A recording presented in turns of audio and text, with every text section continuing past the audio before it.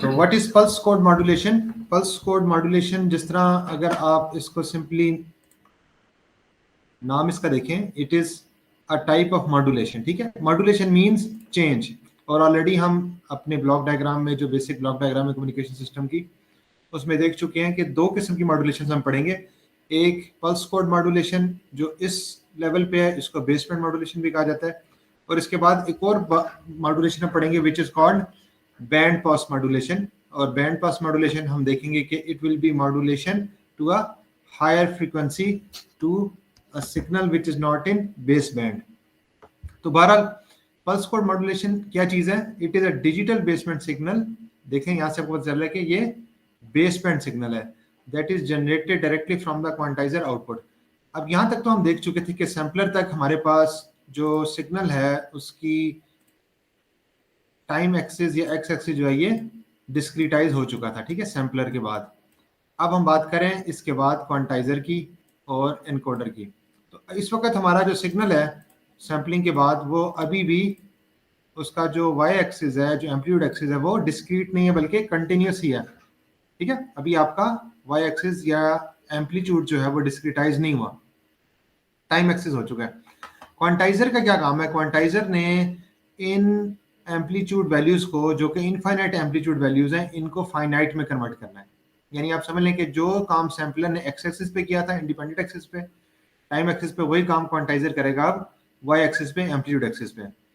अच्छा, उसके बाद हमें कुछ लेवल्स मिलेंगे। अब फॉर एग्जांपल हम कहते हैं कि हमारे सिग्नल के ये 5 लेवल्स हैं। अब जितनी भी वैल्यूज थी एम्पलीट्यूड की, चाहे वो 20,000 थी, 30,000 थी, इनफाइनाइट वैल्यूज थी, उनको हमने इन 5 लेवल्स के अंदर लेके आना है। इनमें से कोई एक वैल्यू असाइन करनी है। अब हर लेवल को एक कोड असाइन होगा, और वो कोड असाइन कौन करेगा? ये वाला एनकोडर। ये एनकोडर क्या करेगा? इस लेवल को एक कोड देगा।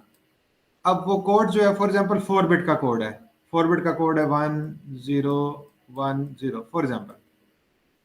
अब इस 4 बिट के कोड के कोरस्पॉन्डिंग अगर हम इसको रिप्रेजेंट करें इन terms of a coded wave form, ये आपके पास एक सिग्नल बनेगा 1010। तो ये बेसिकली जो आपके पास कोड है, जो आउटपुट है मॉड्यूलेटेड, आपके पास जो ओरिजिनल सिग्नल था जो कि इस फॉर्म में एनालॉग था, अब वो उसकी हर वैल्यू कन्वर्ट होगी किसी ना किसी कोड के अंदर। बेसिकली इसको कहते हैं PCM signal, pulse code modulation. ठीक है, क्लियर है सबको? पल्स कोड मॉड्यूलेशन ये लास्ट टाइम ही हम देख चुके थे, जस्ट मैंने आपको एक दफा रिवाइज करा दिया। जी sir. Sometimes the term PCM is use interchangeably with quantization. ठीक है, अब हम आगे हम देखते हैं कि ये प्रोसेस कैसे कैरी आउट होता है। जी, ये भी हमने देख लिया था कि हमारे पास सबसे पहले जो है वो एक्स एक्सिस पे सैंपल्स थे। ये जो आपको लाइन नजर आ रही है सैंपल्स की, first, second, third, fourth, fifth, six, 7 samples थे। अब हर सैंपल के ऊपर कोई ना कोई एनालॉग वैल्यू थी। ठीक है, उस वैल्यू को आपने लेवल्स के ऊपर लेके आना है। अब फॉर एग्जांपल हमने ये लेवल डिफाइन कर दिए 1 2 3 4 5 6 7 8, ये लेवल्स हमने डिफाइन कर दिए। ठीक है, अब जहां पे भी आपकी वैल्यू लाई कर रही है, जिस लेवल के करीब लाई करेगी, उस लेवल को ये वैल्यू मिल जाएगी। ठीक है, ये 0 से 7 तक कोड दे दिए हमने हर लेवल को। अगर फॉर एग्जांपल यहाँ पे हम देखें, इसकी ओरिजिनल वैल्यू थी 1.3। ये डायग्राम यहाँ पे जरा सी ब्लर है, अगर आप बुक में देखें तो ये पेज नंबर 80 पे डायग्राम क्लियर नजर आ जाएगी। तो ये जो वैल्यू 1.3 थी, ये लाई कर रही है close to 1.5। Quantize value will 1.5। इसके कोरस्पॉन्डिंग अगर आप कोड देखें, कोड इज 0 1 2 3 4 5, और 5 को अगर आप रिप्रेजेंट करते हैं 3 बिट सीक्वेंस में, इट इज 101। तो ये बेसिकली आपका पीसीएम सीक्वेंस या पीसीएम कोड बन गया। तो इसी तरह हर वैल्यू को, हर सैंपल की वैल्यू को हमने एक ना एक कोड दे दिया, तो ये आपका पीसीएम सिग्नल बन चुका है। यहाँ पे आप देख सकते हैं, अब आपका सिग्नल जो है वो ये नहीं जा रहा आगे, आपकी ब्लॉक डायग्राम में, कम्युनिकेशन सिस्टम में ये सिग्नल नहीं जाएगा आगे, बल्कि उसके कोरस्पॉन्डिंग ये एक कोड जाएगा आगे।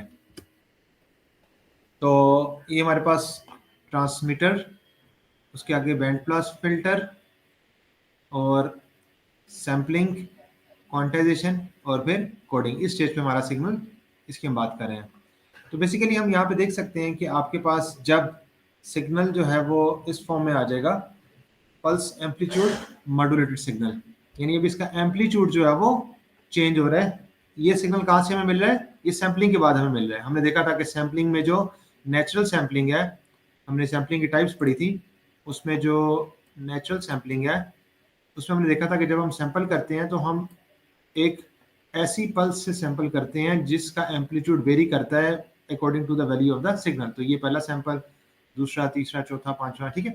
उसके बाद हमने इसकी ये वैल्यू ले ली क्वांटाइजेशन के बाद, हर वैल्यू को एक लेवल असाइन कर दिया। फॉर एग्जांपल ये 1 2 3 4 5 6 7 8 1 2 3 4 5 6 7 8 लेवल्स थे, हर वैल्यू को एक ना एक लेवल मिल गया।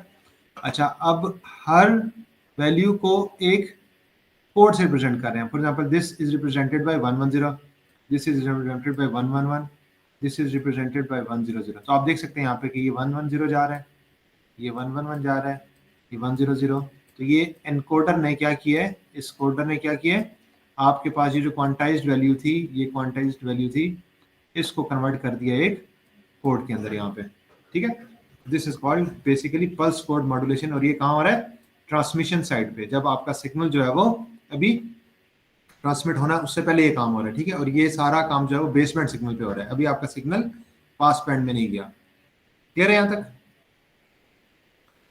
तो क्या एडवांटेजेस होते हैं पीसीएम के, पल्स कोड मॉड्यूलेशन के? First of all, it is relatively inexpensive, easily multiplexed. PCM waveforms from different sources can be transmitted over a common digital channel, which is called time division multiplexing. ठीक है। तो basically हम क्या करते हैं कि आगे हम देखेंगे मल्टीप्लेक्सिंग का बेनिफिट ये होता है कि आप एक कम्युनिकेशन लाइन चैनल यूज करते हैं और उसपे बहुत सारे डिफरेंट सिग्नल्स को ट्रांसमिट कर सकते हैं। तो it is possible due to PCM.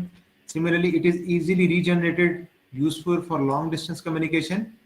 Telephone में अगर हम देखें, अब टेलीफोन में जो है वो सिग्नल आपको चूंकि उसको ट्रांसमिट नहीं करना एंटीना के थ्रू, लाइन के थ्रू ट्रांसमिट करना है, तो आपको बेस बैंड में ही सिग्नल को रखना है, पास बैंड में ले जाने की जरूरत भी नहीं है आपको। वो हम बाद में पढ़ेंगे कि पास बैंड मॉड्यूलेशन के क्या फायदे होते हैं, क्या एडवांटेजेस होते हैं, जिसमें सबसे बड़ा एडवांटेज ये होता है कि आपका एंटीना साइज रिड्यूस होता है। तो बहरहाल अगर आप जो है वो लॉन्ग डिस्टेंस कम्युनिकेशन की बात करें using telephone line, using wired cable, तो उसमें आप पीसीएम सिग्नल को डायरेक्टली ट्रांसमिट कर सकते हैं और उसको इजीली रीजनरेट भी कर सकते हैं, क्योंकि हमने ऑलरेडी पढ़ चुके हैं कि डिजिटल सिग्नल को रीजनरेट करना आसान होता है, क्योंकि ये एक डिजिटल सिग्नल है। इसके अंदर अगर चेंज आएगी तो आपके पास दो ही ऑप्शन होंगी, या ऑप्शन होगी 0 या ऑप्शन होगी 1। तो आप एक लेवल डिफाइन कर लेते हैं, अगर उसके ऊपर सिग्नल तो आप 0 डिफाइन कर लेते हैं, और उससे नीचे अगर सिग्नल तो उसको 0 डिफाइन कर देते हैं।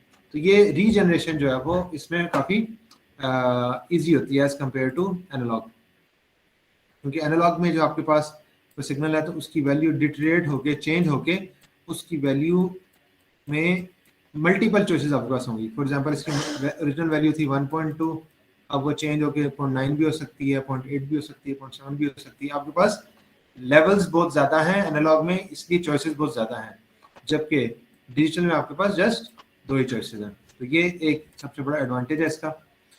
Better noise performance than analog system, ये ऑलरेडी हम देख चुके हैं, जहाँ पे हमने डिजिटल और एनालॉग कम्युनिकेशन के एडवांटेजेस देखे थे पहले चैप्टर में। सिग्नल्स में be stored and time scaled efficiently, ठीक है, आप सिग्नल को स्टोर कर सकते हैं, उनकी पावर को अप डाउन कर सकते हैं। Efficient codes are readily available, ये कोड्स इसकी बात हो रही है, ये जो कोड हमने बनाया ना ये, अब ये कोड बनाने का एक तरीका है, इस कोड को बनाने के बेशुमार तरीके हैं जो कि लाइन कोडिंग हम पढ़ेंगे। Efficient codes are readily available. Disadvantages, जाहिर है कि हर चीज़ के कुछ एडवांटेजेस और डिसएडवांटेजेस भी होते हैं। It requires wider bandwidth than analog signals. अब आप देख सकते हैं कि सिग्नल में चेंज आ रही है, चेंज रिप्रेजेंट्स फ्रीक्वेंसी, सो जितनी ज़्यादा चेंज होगी उतनी ज़्यादा फ्रीक्वेंसी रिक्वायर्ड होगी, उतनी ज़्यादा आपकी बैंडविड्थ रिक्वायर्ड होगी। जी, sources of corruption in the sampled, quantized and transmitted pulses. अब हम देखते हैं कि ये जो सिग्नल अब तक हम बना चुके हैं क्वांटाइज्ड पीसीएम सिग्नल, उसके अंदर कहाँ कहाँ से जो है वो नॉइज, करप्शन या उसके अंदर इंटरफेरेंस आ सकती है। फर्स्ट जो इफेक्ट है, it is called sampling and quantization effect.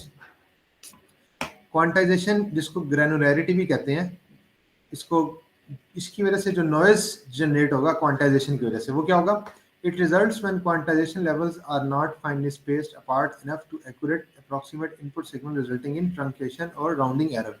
For example अगर हम देखें यहाँ पे, तो आपके पास ओरिजिनल सिग्नल जो था उसकी वैल्यू फॉर एग्जांपल यहाँ पे थी, आपने जब उसको किसी ना किसी लेवल पे मैप किया तो अब उनमें डिफरेंस आ गया है। फॉर एग्जांपल ओरिजिनल सिग्नल ये था, आपने उसको इस लेवल पे मैप किया तो आप देख सकते हैं कि ये डिफरेंस आ रहा है। अब ये जो डिफरेंस आ रहा है इसकी वजह से जो नॉइज क्रिएट होगा इट इज कॉल्ड क्वांटाइजेशन और ग्रैनुलरिटी noise. Quantizer saturation or overload noise, it results when input signal is larger in magnitude than the highest quantization level, resulting in clipping of the signal. अब अगर आपकी जो level की maximum value है वो less है और सिग्नल आपका उससे भी ऊपर जा रही है उसकी मैक्सिमम या मिनिमम वैल्यू, तो फिर आपको सिग्नल को कट ऑफ करना पड़ेगा सैचुरेशन की वजह से। Time jitter, error caused by a shift in the sampler position, it can be isolated with stable clock reference. ये भी हम देखेंगे सिंक्रोनाइजेशन के बहुत बड़े इश्यूज होते हैं जब हम सैम्पलिंग खासतौर पे कर रहे होते हैं। अगर आपके पास सैम्पलिंग पोजीशन यानी सैम्पलिंग इंटरवल में चेंज आ जाती है तो उसकी वजह से आपके सिग्नल के सैंपल्स की जो के दरमियान जो गैप है, जो टाइम है, वो चेंज हो जाएगा। इस किस्म के नॉइज को कहते हैं जिटर। तो jitter means change in timing, change in the band gap, एक सैंपल से दूसरे सैंपल के दरमियान जो सैम्पलिंग इंटरवल था उसमें अगर चेंज आ जाए उसको जिटर कहते हैं। उसकी वजह से भी जो है वो सिग्नल में प्रॉब्लम्स आते हैं। तो ये तो सैम्पलिंग और क्वांटाइजेशन के इफेक्ट्स थे। इसी तरह कुछ चैनल के भी इफेक्ट्स होते हैं जिसमें सबसे पहले चैनल नॉइज है। इसको हम शुरू से देखते आ रहे हैं। चैनल नॉइज, क्योंकि आपने जब सिग्नल को ट्रांसमिट करना है तो एडिटिव वाइट गॉसियन नॉइज जो है वो ऐड होती है तमाम फ्रीक्वेंसीज के ऊपर और उसकी वजह से चैनल जो है वो नॉइज जनरेट करता है, सिग्नल को डिस्टर्ब करता है। इंटर सिंबल इंटरफेरेंस, ये सिंबल्स के दरमियान इंटरफेरेंस से आता है, इसको भी हम डिटेल से बाद में देखेंगे। Signal to quantization noise ratio, अब जिस तरह हम किसी भी सिग्नल की स्ट्रेंथ को रिप्रेजेंट करते हैं by using signal to noise ratio, तो ये जब हम एसएनआर की बात करते हैं तो SNR generally represents all types of noises.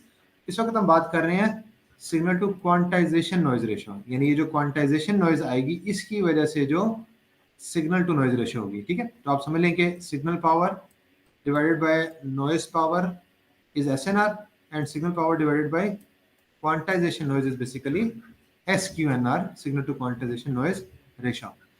The level of quantization noise is dependent on how close any particular sample is to one of the L levels of the converter. A to D converter की बात हो रही है। तो ये आप देख सकते हैं error between input level and A to D recorded level, ये ज़्यादा हो रहा है, यहाँ पे कम हो रहा है।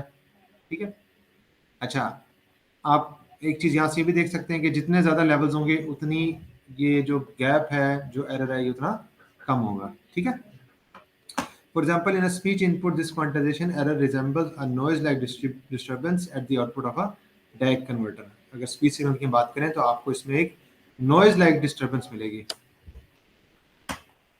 अब इसके लिए जो हमने बात की है क्वांटाइजेशन नॉइज, इसके लिए हम देखते हैं कि क्वांटाइजेशन कैसे की जाती है और उसकी वजह से नॉइज पे क्या इफेक्ट पड़ता है। तो दो टाइप्स की क्वांटाइजेशन है, first is uniform quantization and second is non uniform quantization.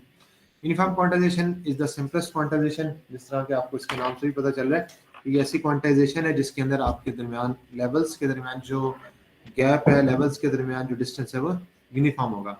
So a quantizer with equal quantization level is a uniform quantizer. Each sample is approximated with a quantile interval. Quantile interval is basically the interval between levels. For example, अगर यहाँ पे हम देखें तो ये एक level है, ये दूसरा लेवल, इन लेवल्स के दरमियान जो इंटरवल इसको कहते हैं क्वांटाइल इंटरवल। ठीक है, क्वांटाइजेशन से quantile interval. Uniform quantizers are optimal when the input distribution is uniform, यानी अगर आपके पास इनपुट सिग्नल जो है उसकी डिस्ट्रीब्यूशन यूनिफॉर्म है तो उस वक्त हम यूनिफॉर्म क्वांटाइजर्स यूज करते हैं तो हमें ज़्यादा क्वांटाइजेशन नॉइज नहीं मिलेगा। जाहिर है कि जब आपके पास ऐसा सिग्नल है जिसकी दोनों साइड्स पे डिस्ट्रीब्यूशन यूनिफॉर्म है, सेम है, तो जब आपके सिग्नल की लेवल्स डिफाइन होंगे, मैप होंगे, तो उस वक्त तमाम के तमाम सिग्नल्स को एक जैसा डिफरेंस मिलेगा। फॉर एग्जाम्पल अगर हम बात करें, अगर हमारे पास वैल्यूज हैं q which lie from -q/2 to q/2, x हमारे पास जो है वो एक वेरिएबल है, इसकी वैल्यू चेंज हो रही है -q/2 से q/2 और इसकी तमाम की प्रोबेबिलिटी जो है वो सेम है, इक्वली लाइकली है, विच इज 1/q। तो most ADCs are implemented using uniform quantizers. अगर हम इस के एरर की बात करें, error of uniform quantizer is bounded by minus q by two to q by two. ज़रा अब यहाँ पे अगर आप सिग्नल को डिफाइन करते हैं तो आपका सिग्नल जो है वो इस तरफ भी इसमें माइनस क्यू बाई टू का एरर है मैक्सिमम, और इस तरफ मैक्सिमम एरर भी क्यू बाई टू है। तो signal to quantization noise ratio क्या बनेगी इसकी? The mean squared value of the quantization error is given by, जी ये आपके पास मीन स्क्वायर एरर का फार्मूला है, आपने इसको पढ़ा होगा उसमें प्रोबेबिलिटी वगैरह में, which is integral of e square into probability into PDF of the error. ठीक है, ई इज द एरर। अब चूंकि हम यूनिफॉर्म डिस्ट्रीब्यूशन की बात कर रहे हैं तो probability of error is 1/q uniform distribution. E square integral limits are minus q by two to q by two, minus two by two to q by two. इसको आप इंटीग्रेट कर लें, सॉल्व कर लें। 1/q कांस्टेंट को बाहर लें, ई square को इंटीग्रेट करें, e cube by 3 limits put करें क्यू बाई टू से minus q by two, so it is equal to q square by 12। ठीक है, तो ये इसकी नॉइज वेरिएंस है which is q square by 12, और noise variance is basically the power of noise. ठीक है, इस वक्त हम बात करें power of noise which is q square over 12। तो क्वांटाइजेशन लेवल्स को अगर हम डिफाइन करें एल लेवल्स के लिए, लेट्स से कि मैक्सिमम वैल्यू इसकी है प्लस वीपी से माइनस वीपी तक। ठीक है, ये सिग्नल की वैल्यू की बात हो रही है। लेट्स से कि आपका सिग्नल जो है वो अगर कोई साइनोसाइड सिग्नल है तो ये प्लस वीपी है मैक्सिमम और माइनस वीपी है लोअर मैक्सिमम। तो वी पीक टू पीक इसके दरमियान एल लेवल्स डिफाइन किए हमने, और Q volts is basically the quantile interval, एक लेवल से दूसरे लेवल के दरमियान जो डिस्टेंस है इट इज क्यू। तो अगर ये minus q by two to q by two है, अपर और lower 3q by two minus 3q by two, 5q by two minus 5q by two, up till VP and minus VP. तो ये इनकी values है हर level की। अब हम निकालना चाह रहे थे एस क्यू एन आर। ठीक है, हमारी बात हो रही थी signal to quantization noise ratio, इस वक्त हम निकाल चुके हैं नॉइज की पावर, क्वांटाइजेशन नॉइज की पावर। अब हम बात करते हैं सिग्नल की पावर की। तो the peak power of the analog signal which is normalized to 1 ohms can be expressed as signal power is basically Vp square over 1 which is half V peak to peak। ठीक है, इधर से मैं देखा signal की value जो है वो V peak to peak यहाँ से यहाँ तक है, इसका हाफ। तो V peak to peak जो लेवल्स हैं इसके टोटल लेवल्स अगर L-1 है और हर लेवल की वैल्यू है Q, so it will be L levels में 0 से लेकर L-1 तक लेवल्स हैं, so L-1 into Q which is V peak to peak, this इसकी वैल्यू, ये जो हम बात करें V peak to peak it is basically equal to L-1 into Q। Q is the quantile interval, so total power of the signal is basically Q into L-1 divided by 2 whole square.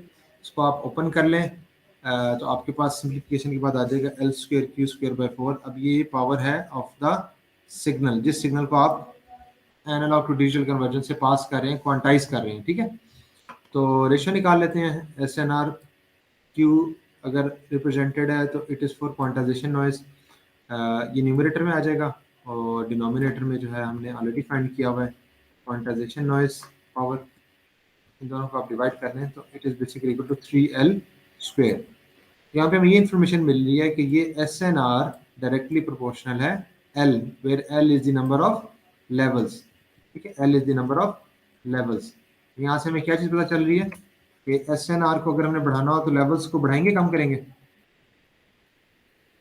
बढ़ाएंगे जी, जितने ज़्यादा levels होंगे उतना आपका S N R improve होगा, signal to noise ratio improve होगा। और अगर आप इसको यहाँ पे भी देखें तो अगर फॉर एग्जांपल हम लेवल्स बढ़ा देते हैं, इधर भी एक लेवल आ गया, इधर भी एक लेवल आ गया, अब आपको पता चलेगा कि बेसिकली ये जो एरर ऑलरेडी आ रहा था फॉर एग्जांपल अब ये कम हो जाएगा। इस तरह ये जो एरर आ रहा था ये भी कम हो जाएगा, यानी लेवल को जो मैप कर रहे थे हम अब उसके दरमियान डिफरेंस जो है वो थोड़ा होगा, तो उतना ही क्वांटाइजेशन नॉइज कम होगा, क्वांटाइजेशन कम होगा तो एस एन आर जो है वो इम्प्रूव हो जाएगा। So if Q is the step size, then the output, अब हम इसको फॉर एग्जांपल रिप्रेजेंट करते हैं in terms of the number of bits n. If Q is the step size, quantile interval, then the maximum quantization error that can occur in the sampled output of an A to D converter, जो maximum noise आ सकता है, it is V peak to peak over L. ठीक है, तो quantile interval का step size जो है, अगर आप उसको डिफाइन करें, it is basically equal to V peak to peak over L. अगर हम L देखें, it is basically number of levels, और लेवल्स डिपेंड करते हैं on the number of bits. अगर यहाँ पे हम देखें, हमने लेवल्स डिफाइन किए थे 8, तो बिट्स कितनी हम यूज कर रहे थे, 3 बिट्स. तो L is equal to 2 raise to power n. n अगर 3 है तो 2 रेज़ टू पावर 3 इज 8.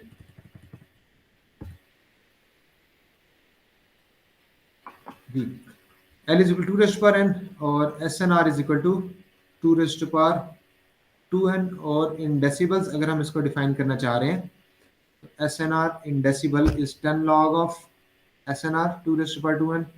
और इसको अगर हम ओपन करें, it will be 6n into dB.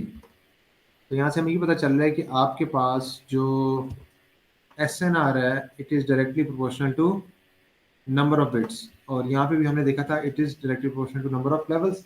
एक ही बात है, जितने ज़्यादा लेवल्स होंगे उतने ज़्यादा बिट्स रिक्वायर्ड होंगी, और उसका डिसएडवांटेज क्या होगा कि उतना ज़्यादा आपका डाटा का साइज जो है वो इंक्रीज होता जाएगा, जिसकी वजह से डिलेज आएंगे. तो ये लिंक्स हैं नंबर ऑफ लेवल्स का, नंबर ऑफ बिट्स का और SNR का. ठीक है, यहाँ तक क्लियर है? कोई क्वेश्चन नहीं किसी का? जी, एनी क्वेश्चन? ठीक है सर. तो दिस वाज यूनिफॉर्म क्वांटाइजेशन. अब इसमें तो हमने देखा था कि जो क्वांटाइजेशन क्वांटाइल इंटरवल्स थे, it was equally uniform, equally likely. Next है नॉन यूनिफॉर्म क्वांटाइजेशन. और नॉन यूनिफॉर्म क्वांटाइजेशन में जो लेवल्स के दरमियान स्पेस है वो अनइक्वल होगी. The spacing can be chosen to optimize the signal to noise ratio for a particular type of signal. तो जब हम बात कर रहे हैं नॉन यूनिफॉर्म क्वांटाइजेशन की, और हम ये कह रहे हैं कि यूनिफॉर्म भी नहीं है, तो इसका मतलब है कि जो यहाँ पे अब हमारे पास सिग्नल है, उसके हिसाब से हम क्वांटाइल इंटरवल को चेंज कर सकते हैं. तो हमें फ़ायदा क्या होगा कि एक स्पेसिफिक सिग्नल के लिए हम एक स्पेसिफिक क्वांटाइल इंटरवल डिफाइन कर लेंगे, और वो नॉन यूनिफॉर्म होगा, चेंज हो रहा होगा. तो फिर हमें जहाँ पे ज़रूरत होगी हम उस इंटरवल को बढ़ा लेंगे, जहाँ पे ज़रूरत होगी उस इंटरवल को कम कर लेंगे. So it is characterized by variable step size. अब आप देख सकते हैं कि स्टेप साइज जो है वो चेंज हो रहा है, कांस्टेंट नहीं है, बढ़ रहा है, कम हो रहा है. And quantizer size depends on signal size. तो ये किस तरह से क्वांटाइजेशन आपने करनी है, ये डिपेंड करेगा आपके रिक्वायर्ड सिग्नल के ऊपर जिसको आप क्वांटाइज करना चाह रहे हैं. Many signals such as speech have a non-uniform distribution. तो speech जिस समय इसको बोलूँ, तो speech signal की distribution जो है वो uniform नहीं होती. बस यहाँ पे ये speech signal बना हुआ है, इसकी अगर हम देखें तो ये देखें, इसकी probability जो है ये change हो रही है, uniform नहीं है, constant नहीं है. Basic principle is to use more levels at regions where large probability density function. Probability density function आप ऐसे समझ लेंगे PDF जहाँ पे ज़्यादा होगी, वहाँ पे हमारे सिग्नल की जो कंटेंट है वो भी ज़्यादा होगा, जो वैल्यूज़ हैं वो ज़्यादा होंगी, ज़्यादा उनको हम ज़्यादा लेवल्स डिफाइन कर लेंगे ताकि वहाँ पे एरर कम हो जाए. So concentrate quantization levels in areas of largest PDF, और use fine quantization small step size for weak signals, and coarse quantization large step size for strong signals. तो जहाँ पे सिग्नल वीक हो जाता है, एक ये भी हमारे पास ऑप्शन होती है कि आपके पास जहाँ पे सिग्नल वीक है, तो अगर क्वांटाइल इंटरवल ज़्यादा होगा तो SNR कम हो जाएगा, जिसकी वजह से आपके सिग्नल की पावर कम होगी. तो वहाँ पे आप इंटरवल को स्मॉल कर लेते हैं, स्मॉल स्टेप साइज यूज़ करते हैं ताकि SNR इंप्रूव हो जाए. अच्छा, अगर आप वही स्मॉल स्टेप साइज यूज़ करेंगे जहाँ पे सिग्नल ऑलरेडी स्ट्रॉन्ग है, तो जहाँ पे सिग्नल स्ट्रॉन्ग है वहाँ पे अगर आप SNR इम्प्रूव करने की इतनी ज़रूरत नहीं है जितनी आपको वीक सिग्नल के लिए, तो तब आप अपने क्वांटाइल इंटरवल को जो है वो इंक्रीज कर लेते हैं. ठीक है, ये बात समझ आ रही है?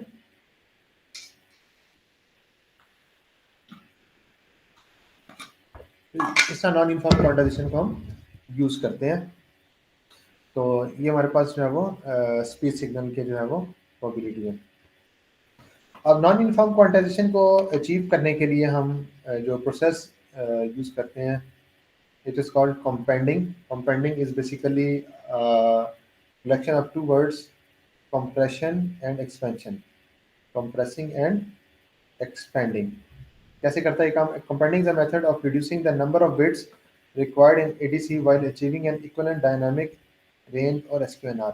जिस तरह हम देख चुके हैं कि जब आपने सिग्नल के SNR को इम्प्रूव करना है तो आपको इम्प्रूव करने के लिए नंबर ऑफ लेवल ज़्यादा चाहिए, जब नंबर ऑफ लेवल ज़्यादा चाहिए तो आपको बिट्स भी ज़्यादा चाहिए, तो जब बिट्स ज़्यादा होंगी तो उससे डिलेज आएंगे, उससे सिग्नल का साइज इंक्रीज होगा, तो उसको कंपनसेट करने के लिए हम बेसिकली यूज़ करते हैं कंपेंडिंग। In order to improve the resolution of weak signals within a converter and enhance the SPNR, the weak signals need to be enlarged। तो weak signal को समझ लें आप zoom कर रहे हैं, ठीक है, zoom कर रहे हैं, उनको enlarge कर रहे हैं जहाँ पे सिग्नल weak है। और the quantization step size decrease, इसका एक माना यही है कि आपने quantization step size को कम कर दिया है, but only for the weak signals, ठीक है, तमाम सिग्नल के लिए नहीं बल्कि सिग्नल जहाँ पे weak है। But strong signals can potentially be reduced without significantly degrading the SPNR or alternatively increasing quantization step size।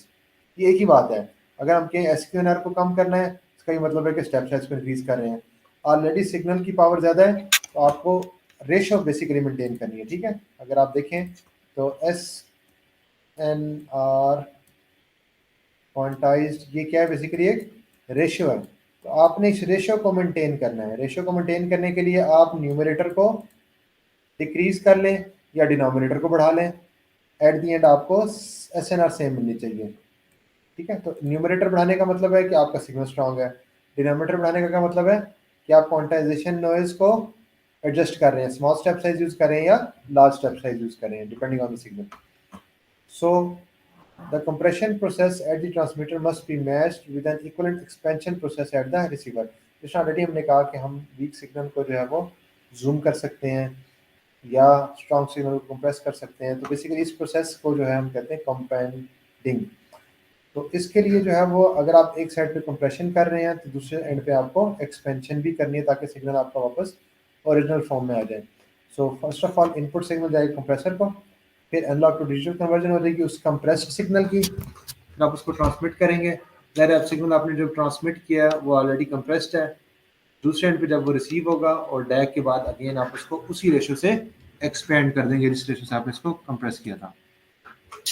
The signal below shows the effect of compression where the amplitude of one of the signals is compressed। तो आप देख सकते हैं कि ये एक signal था आपके पास, जब आपने इसको कंप्रेस किया तो आपके पास सिग्नल की वैल्यू लो गई है।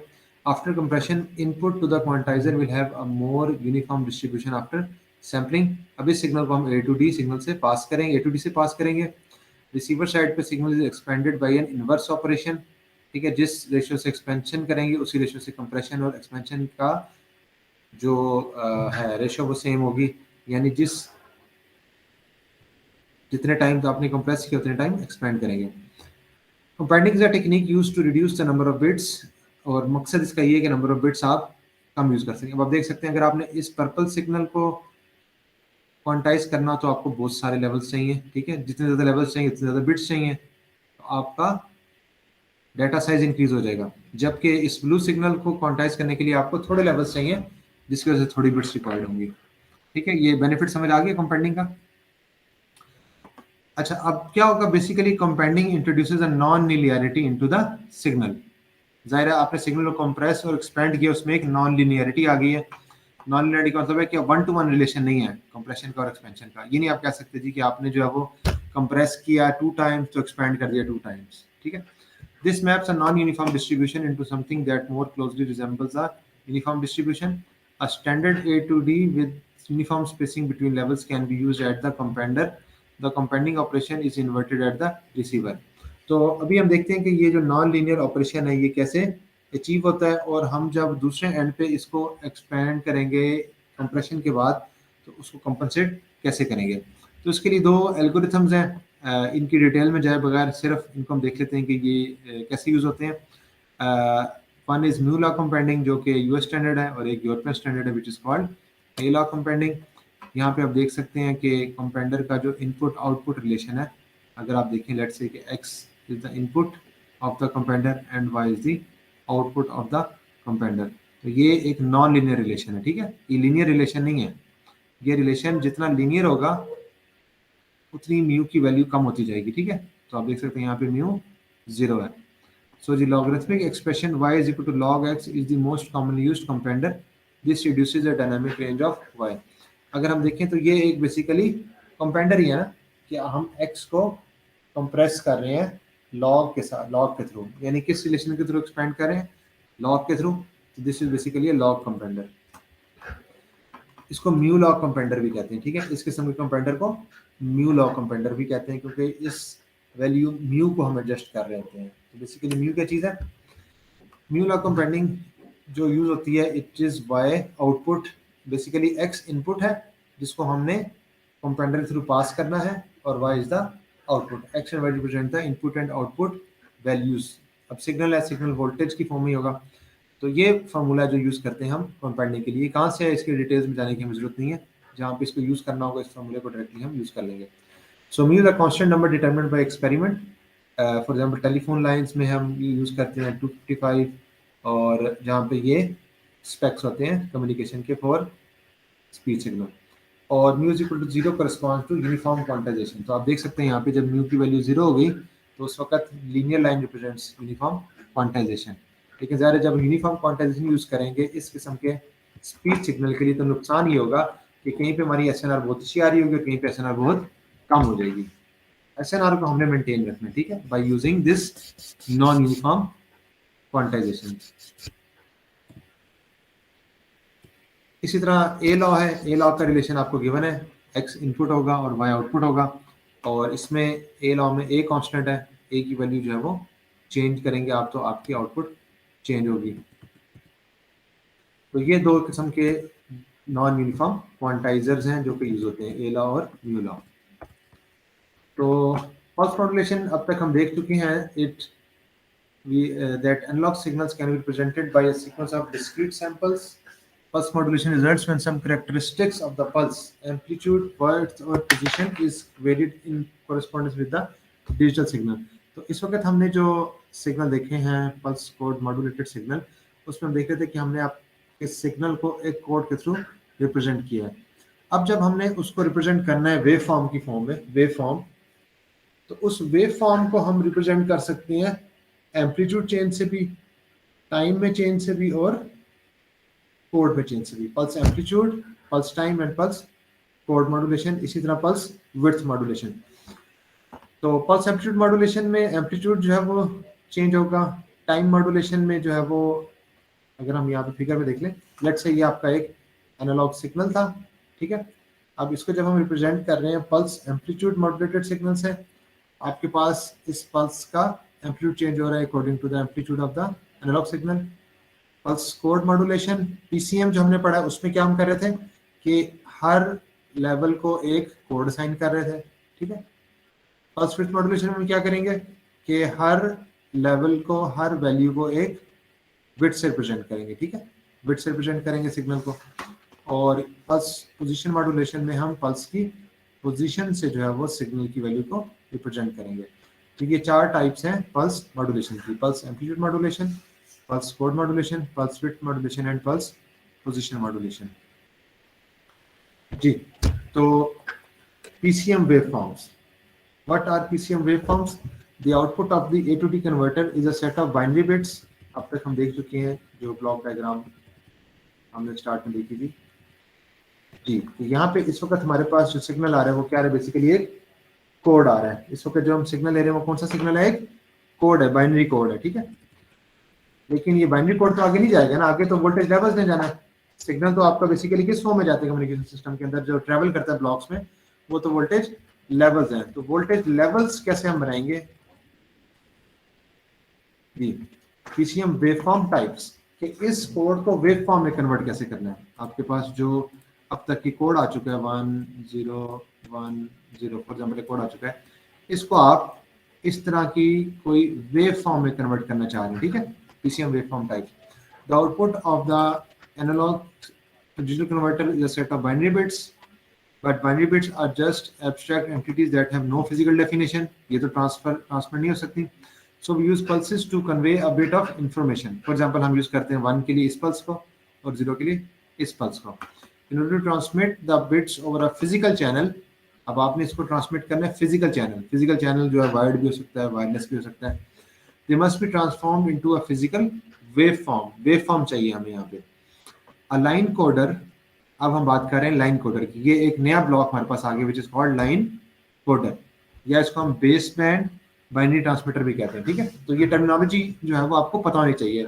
टर्मिनोलॉजी का पता होना जरूरी इसलिए कि हम जब आगे बात करेंगे लाइन कोडर की तो आपके ज़हन में फौरन आ जाएगी लाइन कोडर का क्या फंक्शन है। So a line coder transforms a stream of bits, ये बिट्स हैं, into a physical waveform suitable for transmission over a channel. Line coders use the terminology mark for 1 and space for 0. तो line coders में अगर आप 1 और 0 को represent करना चाह रहे हैं तो हिस्टोरिकली हम मार्क और स्पेस भी यूज करते हैं उसके लिए। In baseband systems binary data can be transmitted using many kinds of pulses. तो डिफरेंट वेव फॉर्म्स है हमारे पास, बिकॉज हर वेव फॉर्म के अपने एडवांटेजेस और डिसएडवांटेजेस हैं। Each line code type has merits and demerits. तो अब ये दोनों इंटरचेंजेबली टर्म्स यूज होंगे, ठीक है। वेव फॉर्म कहाँ से आएगी? लाइन कोड की वजह से, ठीक है। लाइन कोड जो है वो वेव फॉर्म को जनरेट करेगा। The choice of wave form depends on operating characteristics of a system. For example आपके पास कुछ जब भी सिस्टम डिजाइन करते हैं तो कुछ आपको स्पेसिफिकेशन बताई जाती है, मॉड्यूलेशन, डीमॉड्यूलेशन की, बैंडविड्थ की, सिंक्रोनाइजेशन की, कॉम्प्लेक्सिटी की। तो इन चीज़ों को सामने रखते हुए हम बेसिकली जो है वो फाइनलाइज करते हैं और डिज़ाइन करते हैं कि आपने कौन सी जो है वो लाइन कोड और वेवफॉर्म को जो है वो यूज़ करना है। तो क्या क्या गोल्स होते हैं किसी भी लाइन कोड के? जब आप डिज़ाइन कर रहे हैं तो आप कौन सी लाइन कोड को चूज़ करना चाहेंगे? फर्स्ट ऑफ ऑल, ये अब वो क्वालिटीज़ हैं जो कि लाइन कोड में होनी चाहिए, ठीक है। ये जनरल हम अभी पढ़े इन क्वालिटीज़ को, किसी स्पेसिफिक लाइन कोड के हिसाब से अभी नहीं देख रहे हम। सेल्फ सिंक्रोनाइजेशन, ऑलरेडी हम शुरू से देखते आ रहे हैं कि डिजिटल सिस्टम्स में सबसे बड़ा इशू जो है वो कौन सा होता है? सिंक्रोनाइजेशन, जिसमें मुख्तलिफ ब्लॉक्स को आपने जो है वो सिंक्रोनाइज रखना होता है। तो अगर आपकी लाइन कोड ऐसा है जो सेल्फ सिंक्रोनाइजेशन करे तो ये मसला तो हल हो जाता है। The ability to recover timing from the signal itself, ठीक है, सेल्फ सिंक्रोनाइजेशन कहते हैं इसको। Long series of ones and zeros could cause a problem, क्योंकि सिंक्रोनाइजेशन जो है वो उसमें लॉस्ट हो जाती है। Low probability of bit error, अगर आपके पास ऐसी लाइन कोड है जिसमें प्रोबेबिलिटी ऑफ बिट एरर कम है, जितना कम होगा उतना अच्छा होगा, क्योंकि जितना बिट एरर की प्रोबेबिलिटी कम होती है उतनी कम्युनिकेशन की क्वालिटी जो है वो इम्प्रूव होती है, ठीक है। इसकी डिटेल्स मैं आपसे रिक्वेस्ट करूंगा कि कुछ पॉइंट्स यहाँ लिखे हैं, लेकिन जो बुक है जो हम यूज़ करें सिक्लार की बुक, उसको अगर आप पढ़ें, मैंने सॉफ्ट कॉपी भी अपलोड की हुई है गूगल क्लासरूम में, तो वहाँ से भी आपको जो है वो काफ़ी इसकी डिटेल्स मिल जाएंगी और जो चीज़ें हम यहाँ डिस्कस नहीं कर सकेंगे वहाँ से आप उसको देख सकते हैं। तो similarly spectrum suitable for the channel, spectrum matching सबसे बड़ा जो है वो एक इशू होता है, ठीक है। In some cases DC component should be avoided. हम देखेंगे बाद में कि डीसी वैल्यूज जो है लाइन कोड्स की वो कैसे डिस्टर्ब करती हैं सिग्नल को। Similarly transmission bandwidth should be minimized. Bandwidth is basically equivalent to money, जितना आपको बैंडविड्थ ज़्यादा रिक्वायर्ड है उतना ज़्यादा आपको पे करना पड़ेगा। Power spectral density of code should be negligible at the frequency near zero. ये भी हम देखेंगे कि सेंटर पे जो पावर स्पेक्ट्रल डेंसिटी कम होनी चाहिए, आपका सिग्नल डीसी पे नहीं होना चाहिए, उसकी वैल्यू डीसी नहीं आनी चाहिए। Transmission bandwidth should be small as possible. Transparency, the property that any symbol can be transmitted and received, ठीक है, कि आप जो है वो कोई भी सिंबल जनरेट करें तो वो दूसरे एंड पे रिसीव हो जाए। तो लाइन कोडर का काम क्या होगा? लाइन कोडर का काम ये होगा कि आपके पास जो ए टू डी कन्वर्टर है उसकी वैल्यू इनपुट होगी और आउटपुट पे आपको वो लाइन कोड मिल जाएगा, ठीक है।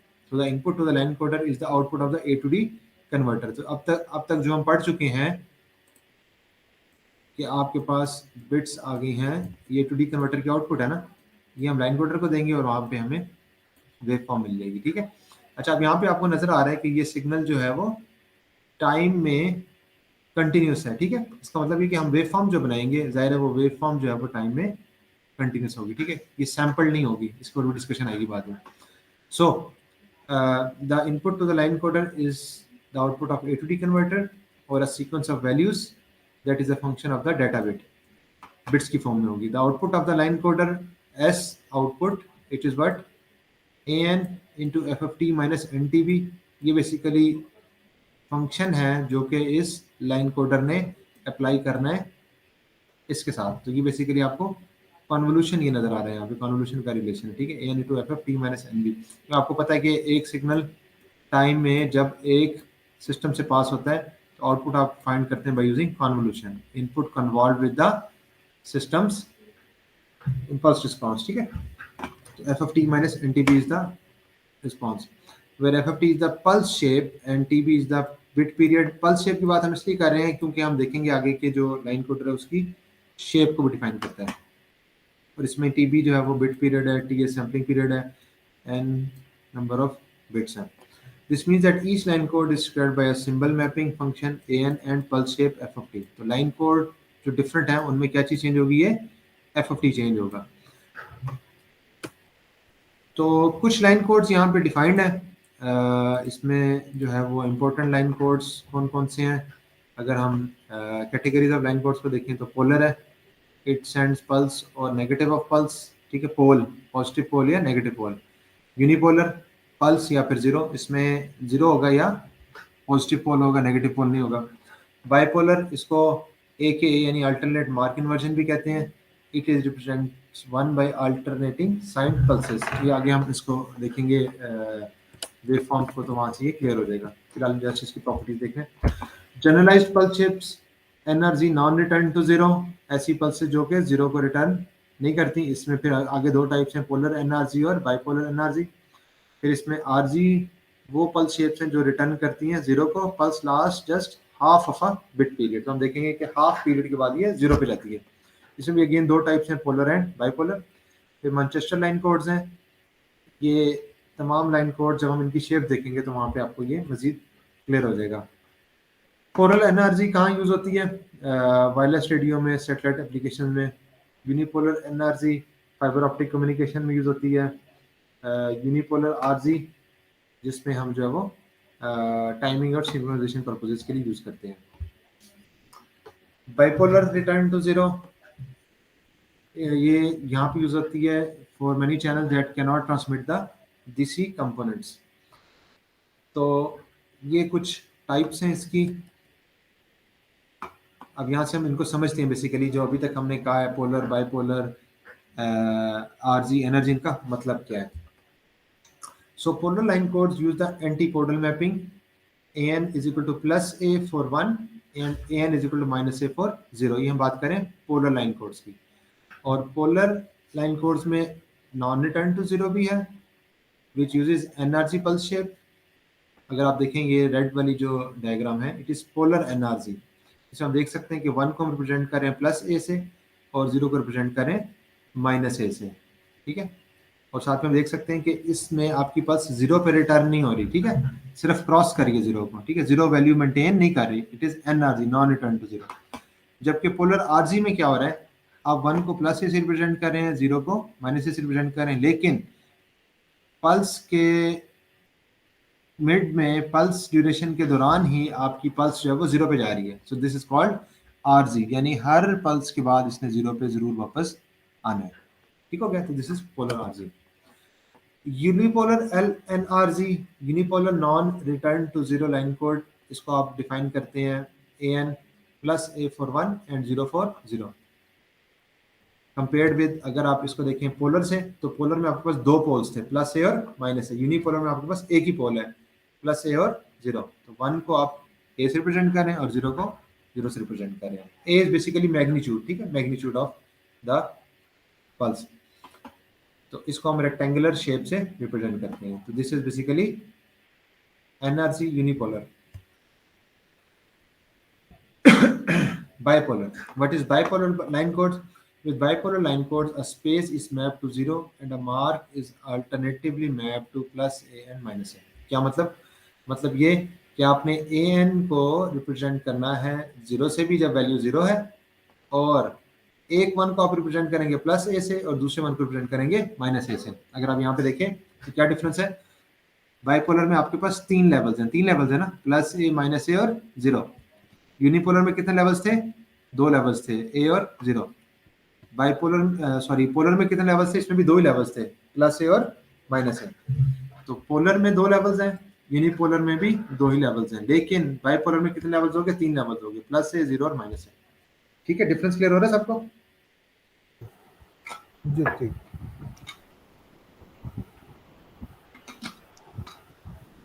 सो it is also called pseudo ternary signalling और alternate mark inversion. Alternate mark inversion इसलिए कहते हैं कि एक वन को प्लस ए से रिप्रेजेंट कर रहे हैं, दूसरे वन को माइनस ए से। इसके लिए भी अगेन दो टाइप्स हैं, रिटर्न टू जीरो और नॉन रिटर्न टू जीरो। अगर रिटर्न टू जीरो है तो इसकी वैल्यू पल्स की रिटर्न करेगी जीरो को हर पल्स के बाद, ठीक है। मैनचेस्टर कोड्स क्या होते हैं, ये डिफरेंट लोगों ने लाइन कोड्स प्रपोज किए हैं। Manchester line codes use the antipodal mapping. इसमें हम जो है वो इसको स्प्लिट फेज पल्स शेप भी कहते हैं कि पॉजिटिव रेक्टेंगल और नेगेटिव रेक्टेंगल। अब एक वन है उसको हम दोनों रेक्टेंगल से प्रेजेंट कर रहे हैं, पल्स शेप पॉजिटिव भी और नेगेटिव भी है, और जीरो को हम रिप्रेजेंट कर रहे हैं नेगेटिव से पॉजिटिव वाली पल्स शेप से, ठीक है। तो प्लस से माइनस की तरफ जाने वाला वन है और माइनस से पॉजिटिव जाने वाला जीरो है, ठीक है। तो ये मैनचेस्टर लाइन कोड है, ये यहाँ पे इसकी समरी गिवन है। तो इसको अगर आप देख लें तो इसमें जस्ट जिस तरह मैं आपको पहली दो वेवफॉर्म समझा देता हूँ, बाकी फिर आप इसको देखिएगा। एनर्जी लेवल और change, non return to zero, one represented by one level, zero represented by the other level, 1 0 1 0, ठीक है। ये आपके पास बिट की ड्यूरेशन है 0 से टी, 2t, 3t, 4t, ठीक है, ये तमाम लाइन कोड्स के लिए। फिर energy non return to zero, अगर आपके पास जो है वो इसको कहते हैं एनर्जी एम, एनर्जी मार्क, इसको कहते हैं एनर्जी लेवल। एनर्जी मार्क में क्या होगा, one represented bye a change in level. देखेंगे ये चेंज आ रही है ना लेवल में, वन से जीरो में चेंज आ रही है तो वन से रिप्रेजेंट हो रही है। Zero represented by no change in level, अब आपके पास अगर लेवल में चेंज नहीं आ रही तो आप उसको जीरो से रिप्रेजेंट करें, ठीक है। तो ये एनर्जी मार्क है। फिर energy space, unipolar RZ, bipolar RZ, line codes. तो ये लाइन कोड्स की कुछ टाइप्स हैं। अब ये कुछ टाइप्स हैं, ठीक है, इसके अलावा और भी लाइन कोड्स हैं जो कि डिफरेंट लॉजिक्स की बेस पे डिवाइस की गई हैं, और हर लाइन कोड के अपने कुछ बेनिफिट्स हैं in terms of synchronization, in terms of spectral density, in terms of spectrum required और एनर्जी लेवल्स। तो ये डिफरेंट लाइन कोड्स हैं। इसी तरह कुछ लाइन कोड्स यहाँ पे भी गिवन है, जिस तरह ये alternate mark inversion, HDB3, CMI 4B3T। तो ये लाइन कोड जो है वो आप भी प्रपोज कर सकते हैं अपनी लाइन कोड, एक स्पेसिफिक लॉजिक को यूज करके, एक स्पेसिफिक पैरामीटर को इम्प्रूव करने के लिए। तो लाइन कोड्स जो है वो कोई खास एल्गोरिथम पे बेस नहीं करती, बल्कि एक लॉजिकल होती है जिसकी कुछ स्पेसिफिक बेनिफिट्स हों। अगर हम थोड़ा सा इनका कंपैरिजन देख लें कि डिफरेंट लाइन कोड्स में हमें क्या एडवांटेजेस मिल रहे हैं। First of all self synchronization की प्रॉपर्टी अगर हम देखें तो Manchester codes have built in timing information because they always have a zero crossing at the centre of the pulse. For example यहाँ पे अगर हम मैनचेस्टर कोडिंग को देखें, जी कहाँ पे है ये मैनचेस्टर कोडिंग,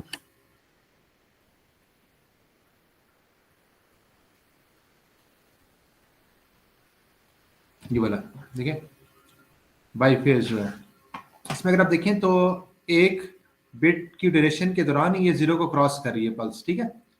जब पल्स जीरो को क्रॉस करती है तो इसमें सिंक्रोनाइजेशन की प्रॉपर्टी ऐड हो जाती है, यानी जहां जीरो क्रॉस होगा आपको पता होगा कि बिट जो है वो चेंज हो रही है, बिट का हाफ चल रहा है, ठीक है।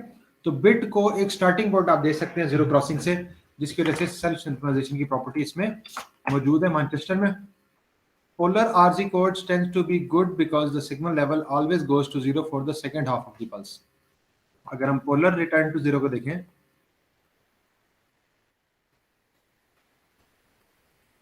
ठीक है, अगर आप इसको देखें तो चूंकि इसने सेकंड हाफ में जीरो पे रिटर्न करना है तो अगेन हमारे पास एक सेल्फ सिंक्रोनाइजेशन की प्रॉपर्टी इसमें एग्जिस्ट करती है। जबकि एनआरजी सिग्नल्स जिन्होंने पे जीरो पे रिटर्न नहीं करना, इसमें आप कोई चीज ऐसी नहीं रख सकते जिसमें आप कहेंगे जी यहाँ से पल्स जो है वो स्टार्ट हुई या यहाँ पे पल्स जो है वो एंड हो रही है, इसमें जो है वो सिंक्रोनाइजेशन की प्रॉपर्टीज एग्जिस्ट नहीं करती। Error probability, polar codes perform better, are more energy efficient than unipolar और बाइपोलर कोड्स। अगर आप देखें तो पोलर कोड्स में जो पोलर कोड्स हैं उसमें एनर्जी की प्रोबेबिलिटी, एनर्जी ज्यादा होती है, यहाँ पे भी हमने पोलर कोड देखे थे जी। पोलर में देखिए हमने कहा था कि दो पोल्स है ना, एक पॉजिटिव पोल और एक नेगेटिव पोल है, तो इसमें एनर्जी ज्यादा है, एनर्जी कंटेंट ज्यादा है एज कंपेयर टू यूनिपोलर, इसमें एनर्जी कंटेंट कम है, और एज कंपेयर टू बाइपोलर इसमें भी एनर्जी कंटेंट कम है। तो एनर्जी कंटेंट जितना ज्यादा होगा उतना एरर की प्रोबेबिलिटी कम होगी। Similarly, channel characteristics, we need to find the power spectral density of the line codes to compare the line codes in terms of the channel characteristics. So different pulse shapes are used to control the spectrum of the transmitted signal, guarantee transitions over every symbol interval. Power spectral density of line codes जो हमें given है यहाँ पे, इसमें हम देख सकते हैं। For example, अगर यहाँ पे हम देखें तो ये स्पेक्ट्रल डेंसिटी है विच इज वॉट्स पर हर्ट्ज, ठीक है। Power spectral density, power what, और स्पेक्ट्रल डेंसिटी पर हर्ट्ज, ठीक है। और इस एक्सिस में हमारे पास क्या है, नॉर्मलाइज्ड बैंडविड्थ। तो हम देख सकते हैं कि ज़्यादा बैंडविड्थ रिक्वायर्ड है फॉर एग्जांपल डाइकोड एनआरजी को as compare to delay modulation. अच्छा, पावर स्पेक्ट्रल डेंसिटी ज़्यादा और मतलब है कि ज़्यादा पावर, हम देख सकते हैं कि डुओ बाइनरी की पावर ज़्यादा है एज कंपेयर टू एनआरजी। तो ये डिफरेंट जो है वो हम लाइन कोड्स को कंपेयर कर सकते हैं on the basis of power spectral densities. तो ये लाइन कोड्स और इनकी जो डिटेल प्रॉपर्टीज हैं ये बुक में भी गिवन है, तो आप लोग काइंडली उसको वहाँ से भी एक दफ़ा देख लीजिएगा ताकि आपको ये प्रॉपर्टीज जो है वो इनकी डिटेल्स जो है वो अंडरस्टैंड हो सके। अब हम चलते हैं नेक्स्ट स्लाइड पे जी।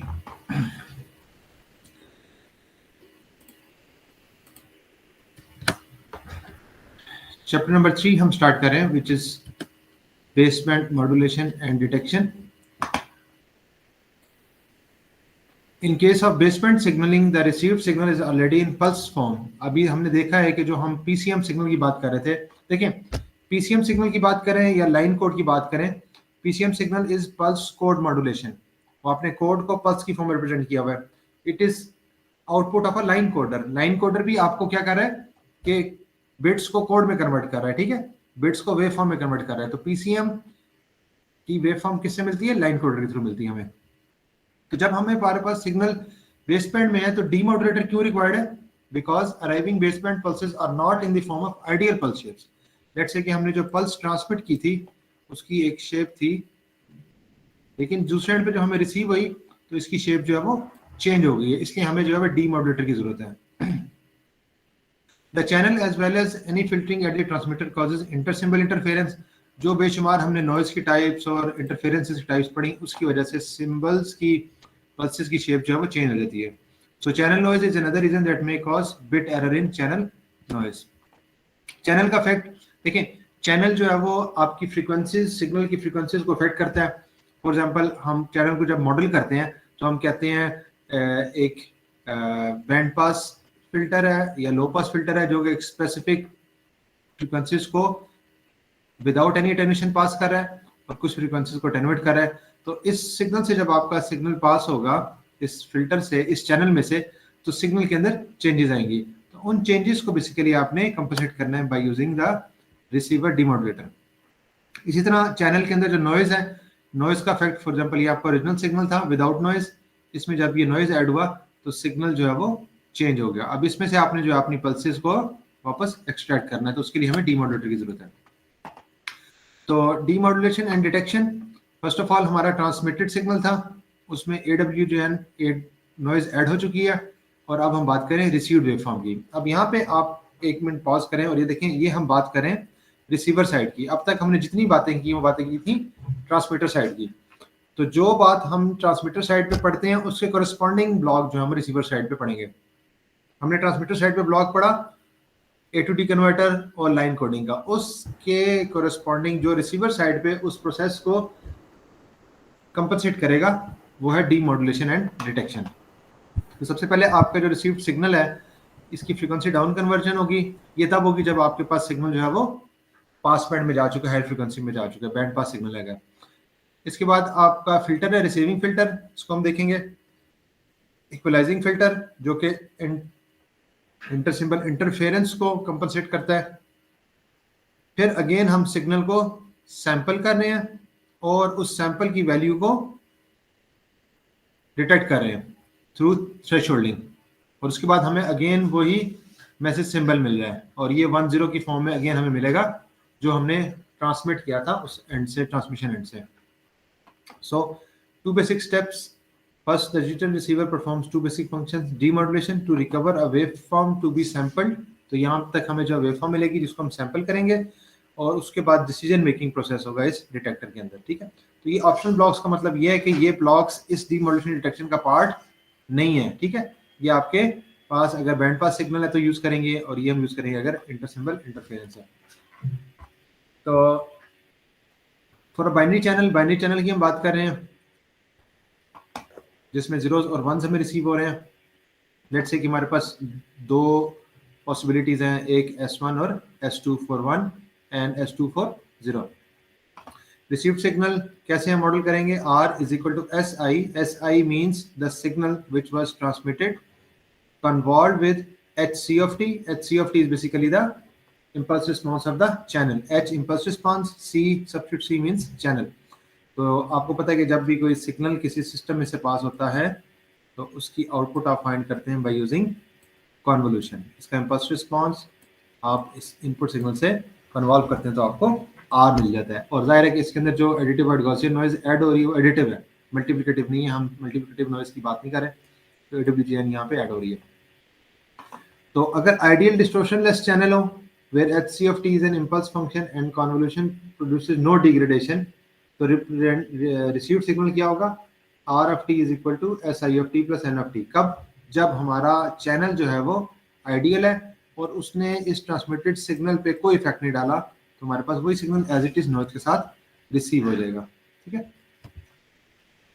तो signal convolve with H of t, इसमें additive noise Gaussian noise add हो गई, रिसीव्ड सिग्नल मिला हमें। रिसीव्ड सिग्नल को अब हम गुजार रहे हैं रिसीविंग फिल्टर से। This is basically the receiving filter. ये इस रिसीविंग फिल्टर की बात हो रही है, ठीक है। अभी हम इन ऑप्शनल ब्लॉक्स की बात नहीं कर रहे, ठीक है। हम सिर्फ बात करें कि सिग्नल हमें आया और रिसीविंग फिल्टर में चला गया। अब रिसीविंग फिल्टर क्या करेगा? उसमें से जो सिग्नल Z of t है, R of t जब इससे पास होगा तो Z of t बन जाएगा। Z of t को हम सैंपल करेंगे फॉर थ्रेशोल्डिंग डिटेक्शन, ठीक है। ये डिटेक्शन वाला ब्लॉक जो था ये यहाँ पे मेंशन है। अगर आपका सिग्नल जो है इस थ्रेशोल्ड से ऊपर है तो यू विल हैव हाइपोथेसिस 1, और इससे नीचे तो हाइपोथेसिस 0। ये प्रोबेबिलिटी की टर्म्स है, ठीक है, स्टैटिस्टिक्स की। The recovery of signal at the receiver consist of 2 parts. First of all filter, it reduces the effect of noise as well as transmission induced intersimbal interference. The output of the filter is sampled at t, where t is the sampling interval. This reduces the received signal to a single variable called the test statistic. Probability और statistics की term में आपको पता है कि जिस चीज को हम चेक कर रहे होते हैं, टेस्ट कर रहे होते हैं, उसको टेस्ट स्टेटिस्टिक कहा जाता है। उसके बाद सिग्नल जाएगा डिटेक्टर को। इसको डिसीजन सर्किट भी कहते हैं क्योंकि एक सर्किट होता है जो कि 1 और 0 को डिसाइड कर रहा होता है। इट कंपेयर्स द Z जो यहाँ पे आउटपुट हमें मिली थी उस हम threshold level, Z is compared with the threshold level. If it is greater than threshold, we decide for H1, and if it is less than the threshold, we decide for H2. The recovery of signal at the receiver consists of 2 parts. First part है waveform to sample transformation. ये इस part की बात हो रही है, जो blue dash line वाला ब्लॉक है। वेवफॉर्म मिल रही है हमें और इसको हम सैंपल में कन्वर्ट कर रहे हैं। इसके अंदर क्या कुछ है? Demodulator followed by a sampler. ये डीमॉड्यूलेटर होगा और आगे सैम्पलर होगा। At the end of each symbol duration T, pre detection point yields a sample, जो कि अब Z of t है, it is basically AI of t plus N not. N not जो नॉइज है वो ऐड हुई है इस सिंबल के अंदर, where AIT is the desired signal component and N not is the noise component। उसके बाद हम सिंबल को डिटेक्ट करते हैं, ठीक है। assume that the input noise is a Gaussian random process।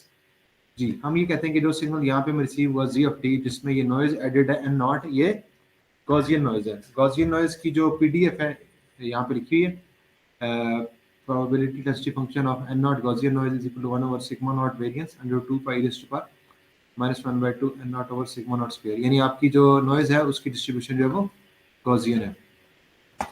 तो the output is another Gaussian random process. आपको पता है कि थ्रू प्रोबेबिलिटी एंड स्टोकास्टिक्स के अगर किसी भी प्रोसेस के अंदर गॉसियन प्रोसेस ऐड हो जाए तो ओवरऑल प्रोसेस भी गॉसियन ही बन जाता है, ठीक है। So the output is another Gaussian random process.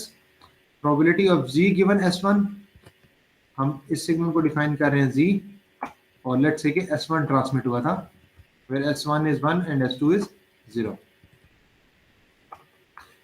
Again ये भी गॉसियन रैंडम प्रोसेस है, इसकी पीडीएफ गॉसियन है, और probability of G given S2।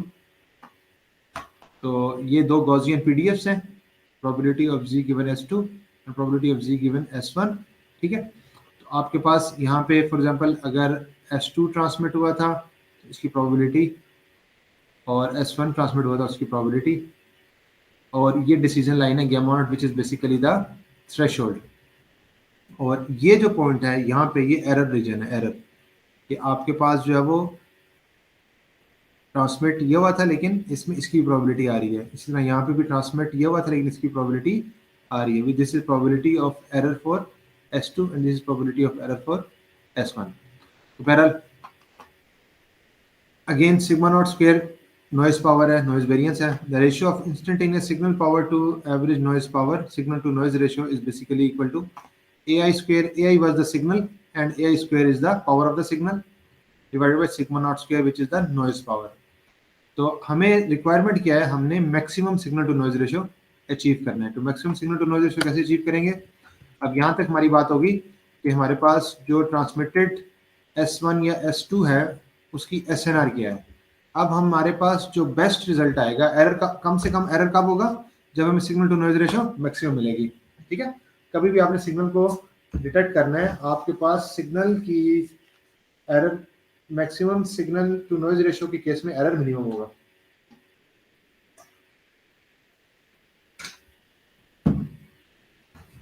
तो क्या कंडीशन होगी टू अचीव मैक्सिमम SNR, इसके लिए हम यूज करते हैं match filter.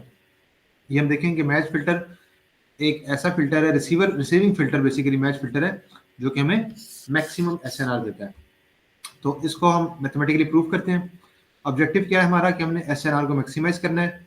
Let us express the signal AI, जो सिग्नल जिसको हम डिटेक्ट करना चाह रहे हैं, यहाँ से आप देख सकते हैं कि जी के अंदर AI है जिसको हम डिटेक्ट करना चाह रहे हैं।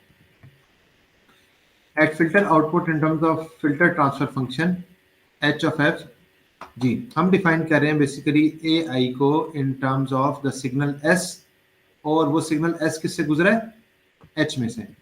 यहाँ पे दोबारा देख लें, सिग्नल S जो था इस H में से गुजर के हमें मिला यहाँ पे स्टेज पे। तो इसको हम रिप्रेजेंट कर सकते हैं in terms of inverse Fourier transform which is equal to integral of H of F। H of F was the Fourier transform of the impulse response, ठीक है, चैनल का, multiply by S of F। क्यों, क्योंकि convolution का जो counterpart है Fourier में it is multiplication e raised पर j2 pi ft df। तो बेसिकली जो हमारे पास रिलेशन था कि a is equal to h convolve with s, ये उसका इनवर्स फोरियर ट्रांसफॉर्म है। इसको हमने रिप्रेजेंट किया in frequency domain, where S of F is the Fourier transform of the input signal S of t। Now output noise power can be expressed as, अगर हम output noise power को represent करना चाहें, sigma naught square it is equal to n naught over 2 integral of h of f square df। जी ये देखिए हमने यहाँ पे इसकी जो नॉइज पावर एक्सप्रेस की थी सिग्मा नॉट स्क्वायर, ये बेसिकली किसके इक्वल है, n naught by 2। n naught by 2 additive white Gaussian noise की पावर है, और हमने कहा था कि ये इसकी सेम डिस्ट्रीब्यूशन है फॉर ऑल फ्रीक्वेंसीज, ठीक है। और integral of h of f square, जाहिर है कि ये अगेन वो फिल्टर इम्पल्स रिस्पॉन्स का फोरियर ट्रांसफॉर्म है। अब हमने फाइंड करनी है इसकी ratio. So SNR is the ratio of AI square power divided by sigma naught square, दोनों को आप रेशियो में लिखें यहाँ पे। इसके बाद इसको ओपन कर लें, श्वार्ज इनइक्वालिटी हम यूज़ कर रहे हैं। श्वार्ज इनइक्वालिटी कुछ भी नहीं है, सिर्फ ये है कि जब आप दो टर्म्स को मल्टीप्लाई करके मैग्नीट्यूड स्क्वायर लेते हैं तो it is less than equal to the product of the squares of each, ठीक है। तो ये हमारे पास श्वार्ज इनइक्वालिटी है। तो इस केस में हमारे पास जो टर्म थी न्यूमरेटर में, ये वाली टर्म, इसको हम ओपन करते हैं, it is less than equal to integral of h of f whole square integral of s of f whole square. अगर हम इसको यहाँ पुट करें तो h of f will cancel with h of f square, so you will get s of f square 2/n0, ठीक है। इस numerator में आप ये वैल्यू पुट कर दें यहाँ पे। और यहाँ पे जो HFF और SFF है वो क्या, बेसिकली HFF जो है वो फर्स्ट फंक्शन था और SFF is पर j2πft, this term is the second function, first function multiplied by the second function, this is first function f1 and this is second function f2। तो बहरहाल हमारे पास जो रिलेशन आ रहा है, it is equal to 2 by, it is less than equal to, sorry not equal to, it is less than equal to 2/n0। इसका क्या मतलब है कि maximum signal to noise ratio is 2e/n0, यहाँ से फाइंड कर सकते हैं। SFF square is basically the energy of the signal, ठीक है। Integral of S square is basically the energy of the signal, so 2e/n0। The signal to noise ratio depends on the input signal energy E, which is integral square, and power spectral density of noise n0, not on the particular shape of the waveform। यानी आपके पास जो signal है वो जिस भी waveform की सूरत में है उसकी शेप पे SNR नहीं डिपेंड कर रहा, बल्कि SNR डिपेंड कर रहा है उसकी एनर्जी पे और नॉइज की पावर स्पेक्ट्रल डेंसिटी n0 के ऊपर। Equality for maximum signal to noise ratio holds for optimum filter transfer function H0। हाँ जी, ये कब इक्वल होगा? इक्वल कब होगा? जब HFF which is equal to H0 of f is equal to Ks e raised to minus j2πft। यहाँ पे हमने देखा था जी, ये देखिए ये सवाल इनक्वालिटी थी। ये इक्वल कब होगा? If f1 is equal to kf2 conjugate, यानी f1 और f2 अगर एक दूसरे कॉन्जुगेट होंगे तब ये इन इक्वालिटी कन्वर्ट हो जाएगी इक्वालिटी में। तो यहाँ पे हम ये काम कर रहे हैं कि इसको रिप्रेजेंट कर रहे हैं इसके कॉन्जुगेट से। It was e raised to power j2πft, here it is e raised to power minus j2πft, ठीक है। यहाँ पे देखिए ना, S of f into e raised to power j2πft। Now we are taking the conjugate which is S of f e raised to power minus j2πft, और इसका inverse ले अगर हम तो इम्पल्स रिस्पॉन्स मिल जाएगा which is the Fourier inverse of this term। So अगर हम इसको देखें basically h of t, the impulse response when this equality holds is basically what, k। अगर इसका हम इनवर्स फोरियर ट्रांसफॉर्म लें तो एक्सपोनेंशियल की पावर जो है वो टाइम शिफ्ट को रिप्रेजेंट करती है। ये फोरियर की प्रॉपर्टी है, ठीक है। आप इसको किसी भी DSP की बुक में देख सकते हैं, ks into t minus t। तो अगर आप इसको देखें तो h of t जो इम्पल्स रिस्पॉन्स है चैनल का, it is what, sorry filter का, जो अभी हम ये इसकी बात कर रहे हैं ना, रिसीव फिल्टर की, इस h of t की बात कर रहे हैं। It is basically what, the transmitted signal shifted and flipped, ठीक है। So the impulse response of filter producing maximum output signal to noise ratio is the mirror image of the message signal delayed by symbol time duration. क्योंकि यहाँ तक जो हमने SNR निकाला था it was basically the lower limit, और maximum value क्या हो सकती है इसके इक्वल हो सकती है। तो मैक्सिमम SNR हमने निकालना था, तो हम इस इक्वालिटी की वैल्यू फाइंड की फॉर दिस पर्टिकुलर केस। तो हमारे पास इम्पल्स रिस्पांस आ गया जो फिल्टर का रिक्वायर्ड है, वो बेसिकली क्या है, mirror image of the message signal S of t। S of minus t is the mirror image, और उसको आप शिफ्ट कर दें delayed by symbol duration t।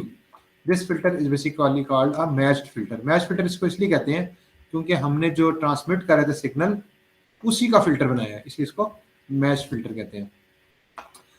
तो it is defined as a linear filter design to provide the maximum SNR at its output for a given transmitted symbol waveform. तो ये हमारे पास अगर फिल्टर होगा तो आपके पास जो सिग्नल है रिसीव होगा उसकी SNR मैक्सिमम होगी। ठीक है, यहाँ तक क्लियर है? ये थोड़ा मैथमेटिकल है, इसको आपने एक दफ़ा खुद से करना है ताकि आपको ये समझ आए। किसी को कोई स्टेप अगर नहीं समझ आया तो पूछ लें अभी।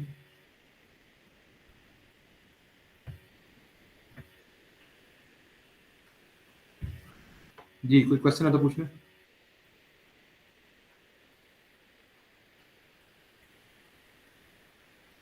या कुछ भी नहीं समझ आया या सारा समझ आ गया? नहीं सर, इसको जरा पढ़ेंगे तो ज्यादा मतलब क्लियर होगा। जी सर, ये ना पढ़ने के साथ इसको ना, क्योंकि ये मैथमेटिकल इसमें आप समझ लेंगे स्टेप्स हैं, इनको एक दफ़ा अपने हाथ से करेंगे ना तब आपको क्लियर हो जाएगा इंशाल्लाह। और मेन पॉइंट इसमें यह है कि आपके पास जो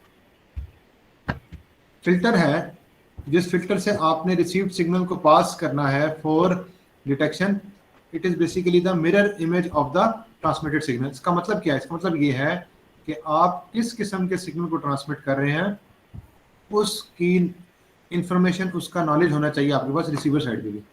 ठीक, सही। जी, किसी और का कोई क्वेश्चन या?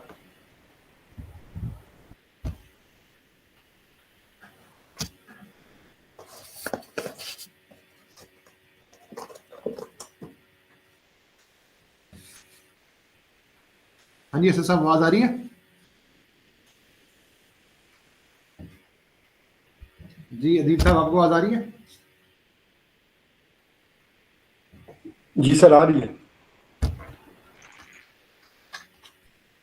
अच्छा जी, मैंने कहा शायद बाकी चले गए हैं, कोई आवाज नहीं आ रही किसी की। नहीं है, अवेलेबल है सर। अच्छा जी, ये काइंडली आप एक दफा जो है ना। जी,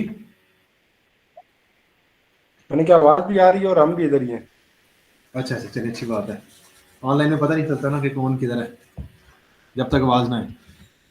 चलिए बहरहाल इसको एक दफ़ा आप जो है ना वो काइंडली अपने पास प्रैक्टिस की कर लीजिएगा, ताकि आपको ये, क्योंकि इससे रिलेटेड कुछ प्रॉब्लम भी होंगे जो हमने असाइनमेंट में और करने होंगे, तो ये आपको एक दफ़ा इसकी प्रैक्टिस कर लें। तो यहाँ पे हमने ये सीख लिया कि मैच फिल्टर जो है वो ऑप्टिमम एसएनआर हमें देता है, और मैच फिल्टर है क्या? कुछ भी नहीं है, जस्ट जो सिग्नल आपने ट्रांसमिट किया है उसका फ्लिप्ड और डिलेड वर्जन है, उसमें से आपने सिग्नल को पास करना है। नेक्स्ट है correlation realization of match filter. इस टॉपिक में हम ये देखेंगे कि अभी तक जो हमने सारी बात की है वही काम वो कोरिलेटर भी करता है। तो कोरिलेटर का काम भी वही है जो काम मैच फिल्टर का है। रियलाइजेशन का मतलब होता है कि इंप्लीमेंट करना प्रैक्टिकली। उसको कैसे इंप्लीमेंट करेंगे मैच फिल्टर को? By using a correlator. Correlator क्या होता है? Correlation means similarity finding. हम फाइंड कर रहे हैं सिमिलैरिटी, कोरिलेशन, ठीक है। तो कोरिलेटर सिमिलैरिटी फाइंड करेगा और जो हमें आउटपुट मिलेगी वो मैक्सिमम एसएनआर मिलेगी, और आउटपुट इसकी और मैच फिल्टर की सेम होगी। तो जितने भी कम्युनिकेशन सिस्टम्स हैं उसमें हम बेसिकली कोरिलेटर यूज करते हैं। A filter that is match to the waveform has an impulse response. Already हम ये देख चुके हैं कि आपका जो ट्रांसमिटेड सिग्नल था उस पर डिपेंड करती है आपकी impulse response of the receiving filter. अभी तक ये मैच फिल्टर है। where HFT is a delayed version of the mirror image of the original signal। ये जो बात है ये क्या है बेसिकली? ये देखेंगे आपके पास सिग्नल है एसएफटी ओरिजिनल, ये वो है जो आपने ट्रांसमिट किया है, ठीक है, जो आपने इनिशियली ट्रांसमिट किया था। अब आपके पास इसका मिरर इमेज, ठीक है, इसको फ्लिप कर लें along by axis, this is SFT, this is minus T, और इसको आप डिले कर दें T. T is the bit duration. तो फॉर एग्जांपल इसमें टी भी हमने शिफ्ट किया तो ये राइट पे चला गया, ठीक है। तो ये आपके पास आ गया impulse response, which is the match filter।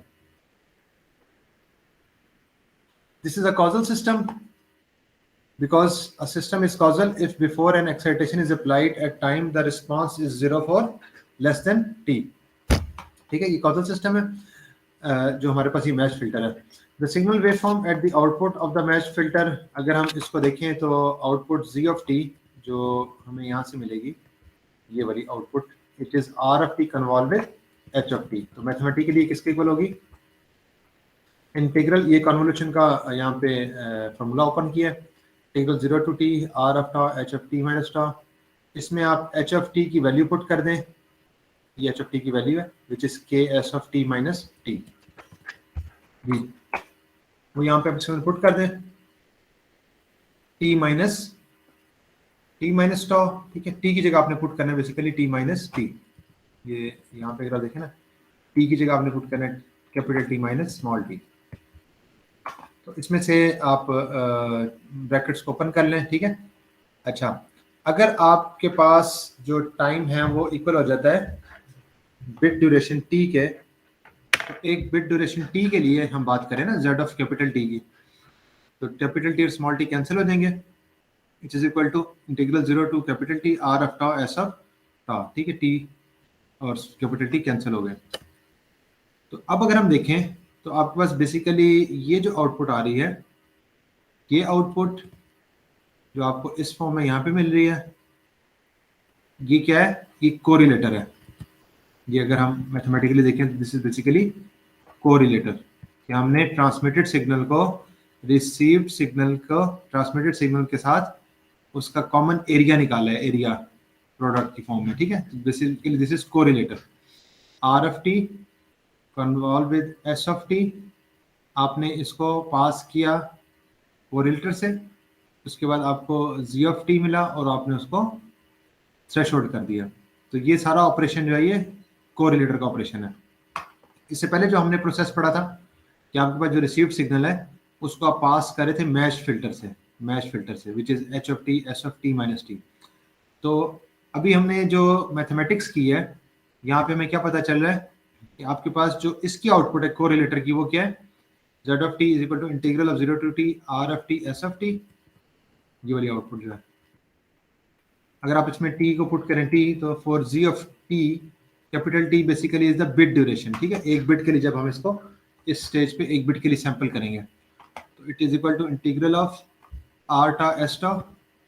और इसी तरह अगर हम दूसरी मैश फिल्टर की फिगर को देखें, इसमें जो आउटपुट आ रही है हमारे पास which is r convolve with h, ठीक है। इसमें एच की जगह आप पुट कर दे s of t minus t, तो अगेन आपके पास जो आउटपुट आ रही है for a capital T duration it is same integral r ta s ta just like this equation। इससे हमें पता ही चल रहा है कि कोरिलेटर की इक्वेशन आउटपुट की वही है जो कि बेसिकली मैच फिल्टर की है और बोथ आर सेम। इसका मतलब है कि हम कोरिलेटर को जब यूज करेंगे तो वो भी हमें ऑप्टिमम एसएनआर मिलेगी आउटपुट पे। इस स्टेज तक हमें ऑप्टिमम एसएनआर मिल जाएगी बाय यूजिंग कोरिलेटर, और उसके बाद हम इसको जब डिटेक्ट करेंगे तो हमें प्रोबेबिलिटी ऑफ एरर कम से कम मिलेगा जब एसएनआर मैक्सिमम होगी, ऑप्टिमम होगी। तो ये रियलाइजेशन है बेसिकली मैच फिल्टर की बाय यूजिंग अ कोरिलेटर। उसके बाद डिटेक्शन है। तो डिटेक्शन के प्रोसेस में हम क्या करेंगे, पहला प्रोसेस जो रिसीव्ड फिल्टर वाला था वो हमने अचीव किया बाय यूजिंग अ कोरिलेटर और मैच फिल्टर। अब हम इस स्टेज तक सिग्नल को ले आए हैं जहां पे हमने इसको सैंपल किया, ठीक है। नेक्स्ट पार्ट है डिटेक्शन का, जिसने 1 या 0 को डिटेक्ट करना है। तो यहाँ पे अगर हम मैक्सिमम लाइक्लीहुड डिटेक्टर को यूज करें, the concept of maximum likelihood detector is based on statistical decision theory. Maximum likelihood detector it allows us to formulate the decision rule, हमने किस रूल के तहत, किस एल्गोरिथम के तहत इसको डिसाइड करना है, and also it is the optimum detection criteria. तो बेसिकली मैक्सिमम लाइक्लीहुड डिटेक्टर जो है ऑप्टिमम डिटेक्टर है, ठीक है। हम जो बात कर रहे हैं डिटेक्शन की, जो बात कर रहे हैं फिल्टरिंग की, ऑप्टिमम यूज कर रहे हैं ताकि हमारे पास जो है वो मैक्सिमम जो हमारे पास जो प्रोबेबिलिटी एरर है वो कम से कम हो।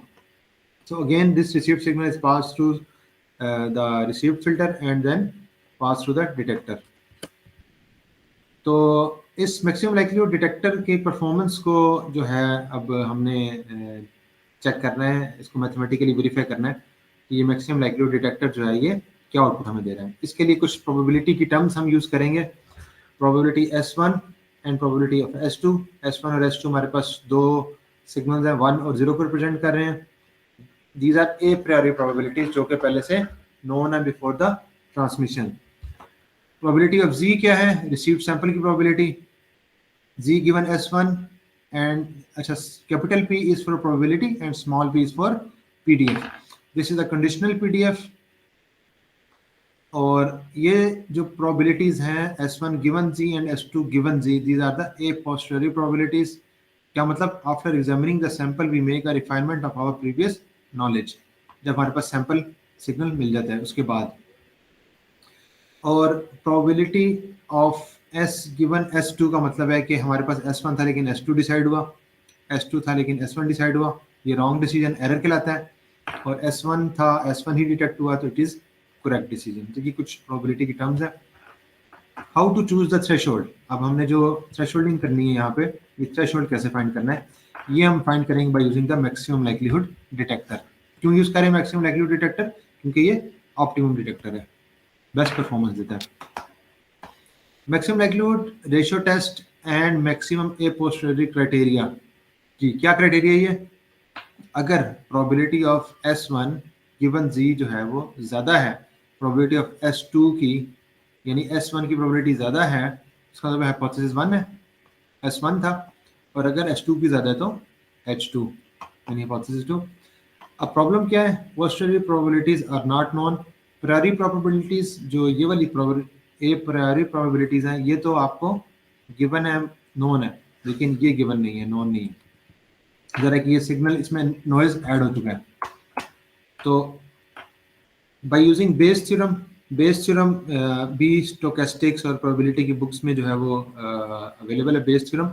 It is a relation between probabilities and PDFs, conditional probabilities and PDFs. Probability of SI given Z is equal to PDF of Z given SI multiplied by the probability of SI divided by probability of Z. ये basically formula which is called Bayes theorem. इसको हमने apply किया यहाँ पे, जब हम यहाँ पे इसको अप्लाई करेंगे इसके ऊपर, तो it will be what, probability of Z given S1, ठीक है, ये इसको आप अप्लाई कर दें, ये formula, into probability of S1 divided by probability of Z. It is greater than G, probability of S2 given Z, which is equal to PDF of Z given S2 multiplied by PS2 divided by P of Z. तो ये हमने दोनों sides पे ये apply कर दिया Bayes theorem. इसमें जो टर्म्स कैंसिल होती हैं वो कैंसिल कर ली, दोनों के डिनोमिनेटर जो है वो कैंसिल हो जाएंगे यहाँ पे, और जो न्यूमरेटर में टर्म्स हैं वो लेफ्ट साइड की और राइट साइड की आपके पास इस फॉर्म में आ गई जी। Now we are applying likelihood ratio test. Likelihood ratio, L is the likelihood ratio which is equal to PDF of Z given S1 divided by PDF of Z given S2, और again hypothesis, अगर P probability of S2 और probability of S1 ज़्यादा है तो हम ये decide करेंगे, और अगर इस तरह नहीं है तो हम ये डिसाइड करेंगे। This is likelihood ratio. And when the two signals are equally likely, दोनों की प्रोबेबिलिटी सेम हो जाएंगी, which is 0.5 1/2. So decision rule becomes the likelihood ratio is equal to, this cancels out to be 1, which is called maximum likelihood ratio test. This is basically maximum likelihood ratio test, कि दोनों equally likely हैं। So this is known as maximum likelihood ratio test because we are selecting the hypothesis that correspond to the signal with the maximum likelihood. So it implies that the cost of both types of error is the same. अगर हम base criteria की बात करें, errors कौन से हैं, दो, ये वाले दो एरर हैं, S1 गिवन S2 और S2 given S1।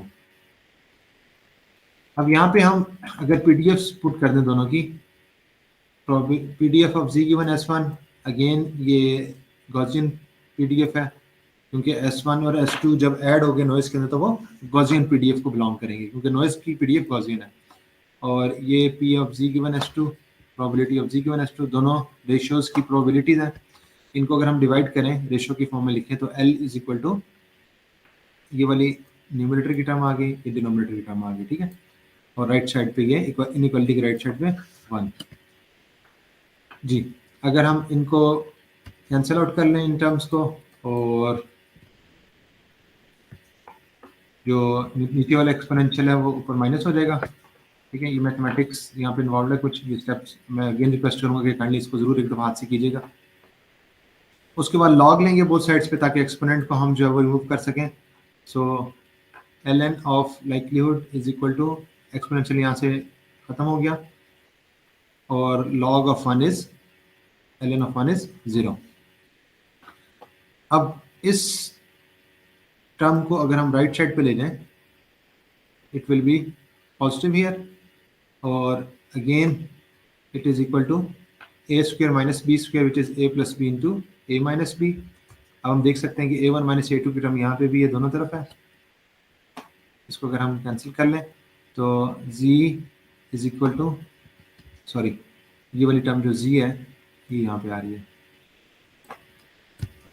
Left side पे z है, और z हम कह रहे हैं वो सिग्नल जो कि हमने सैंपल कर चुके हैं, ये सैंपल सिग्नल को हम जी कह रहे हैं, ठीक है, ये सैंपल सिग्नल जिसमें से हमने अपने सिंबल को डिटेक्ट करना है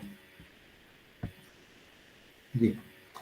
कैंसिलेशन, तो this is basically equal to a1 plus a2 over 2।